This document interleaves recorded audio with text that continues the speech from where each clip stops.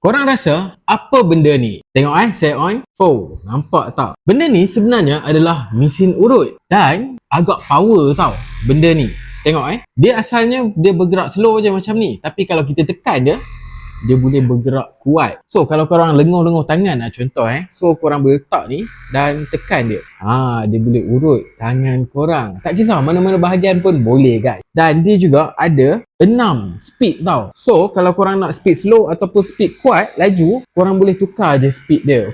Memang rasa best gila babe pakai benda ni. Dan bukan ada kepala ni je, dia ada lagi kepala yang lain. Dia ada kepala yang macam ni untuk urut pada bahagian yang lain lah, abdomen ke. Dan dia juga ada kepala yang macam ni. So untuk bahagian-bahagian yang macam ni, nampak tak? Senang lah dia nak masuk. Dan dia ada juga yang macam peluru macam ni. Ni untuk tempat-tempat yang kita perlukan lebih perhatian lah. So dia lebih kecil yang ni. So lepas ada benda ni, kalau isteri dan anak-anak korang nak tolong urutkan pun sebenarnya tak susah. Kalau takkan lenguh tangan kan nak urut. Ini just letak je.